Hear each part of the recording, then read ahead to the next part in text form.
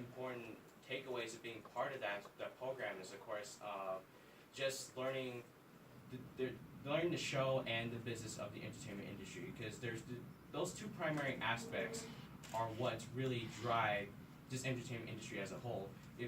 By understanding the show, which is the means of production, understanding who is below the line, above the line, and just who runs the actual set itself, whether it's the director or the producer or it's someone who, like, let's say, someone who, like, people on the set itself, like, let's say someone who's working the sound or any other department who actually make the production itself, or in addition to the business, which would be, I mistakenly said producer earlier, but producer would go in this section, and also some of the people on the administrative side to really make whatever project you're developing happen. And so, being part of that, I really got a lot of information from a lot of the professional experts here who really use their sort of experience to put in their 2 cents to help students recognize those important things, because without it, you don't really know what entails the entertainment industry as a whole. And so within this past couple of weeks, I've been a student mentor for the second iteration of the production assistant boot camp, and of course I was talking about my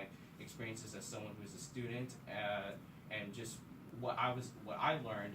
And one other aspect that I really felt like was great about the whole program itself was the fact how immediately sometime afterwards I pretty much had the wonderful opportunity to become a production assistant on many of the projects here, led by some of the professional experts here. So I was able to also provide my experience as a PA to tell the other students, here's what happens on the set, here's what you need to know, in addition to telling the students about the aspects of the show and business that I learned from the other session. And so it's just, for me, it's just mainly just having my own experience and just sharing it with other people. And so I'm thankful that I've had that opportunity to become part of Dan and Doris's program and really start developing my career as I'm, going into the entertainment field. Thank you, Johnathan. And now I'm going to actually pose a question to Phil Biedrome.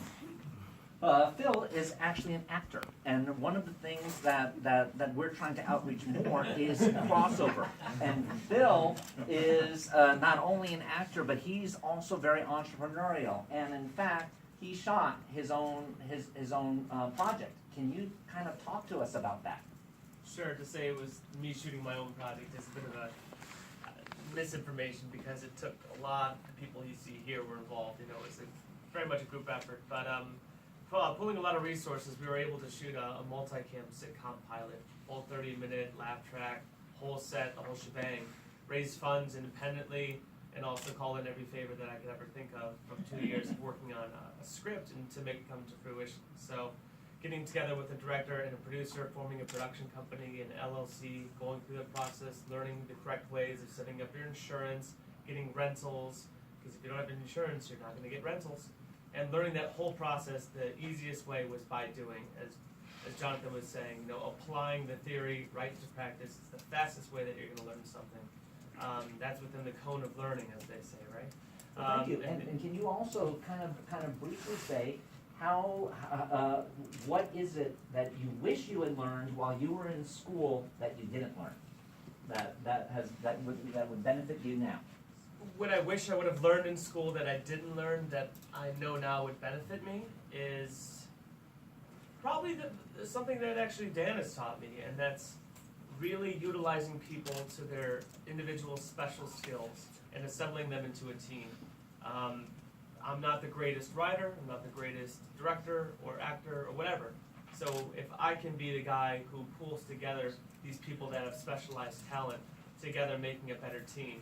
And Dan was the one who kind of said, who'd be great to show you how to reformat your script? Saran. Go meet with Saran and then just mine all the information you can from this person, and of course in a reciprocal relationship if possible, so you're not just leeching off of other people. But no, really, just there's a lot of people here who are specialists in a lot of different, in one particular thing, and you'll see some names that got some slashes and everything, sure, but there's one skill that usually one person has that is they're probably better than you at it. So to humble yourself, go to them and ask them, buy them a cup of coffee or lunch, and that $15-20 you spend on that lunch will be so worth it You know, so I learned from everyone on this panel. I learned how to do that myself now. What Dan has taught me is now something I see myself doing. When someone comes up to me and says, hey, I have this great script. Now, if I don't know what to do with that, I don't just politely decline and say I'm not interested.